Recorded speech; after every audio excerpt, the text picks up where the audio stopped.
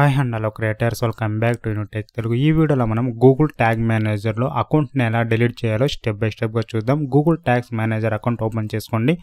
Open చేసిన తర్వాత interface ఇలా ఉంటుంది.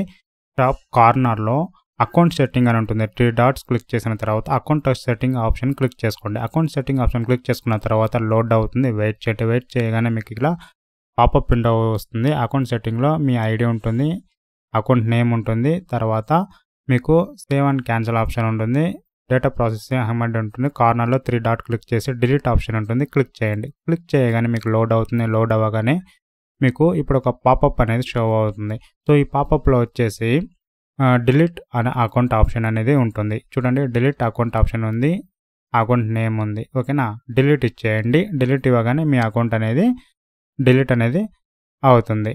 ఇప్పుడు లోడ్ అవ్వగానే చూడండి, ట్రాష్ క్యాన్ ఉంటుంది. సో ట్రాష్లోకి వెళ్ళిపోతుంది, మీ అకౌంట్ ఏది లేదు.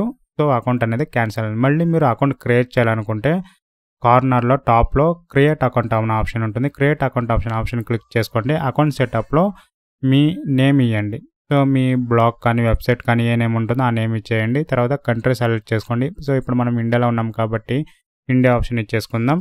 తర్వాత కంటైనర్ సెటప్ ఇచ్చేసుకుందాం. సో టిక్ చేసుకోండి. కంటైనర్ సెటప్లో www.లో స్టార్ట్ అవ్వాలి. మీ బ్లాగ్ నేమ్ కానీ మీ వెబ్సైట్ నేమ్ కానీ ఇక్కడ ఎంటర్ అనేది చేసుకోండి.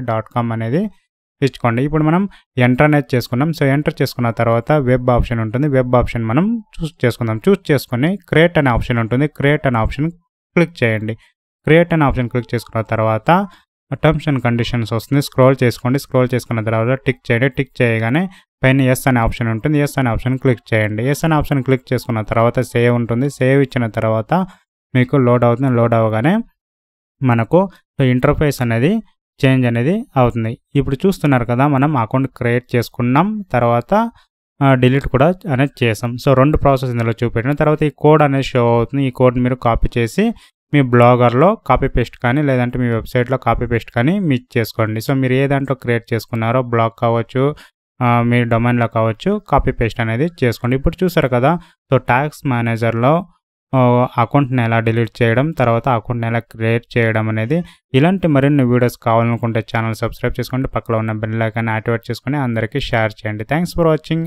Have a nice day guys.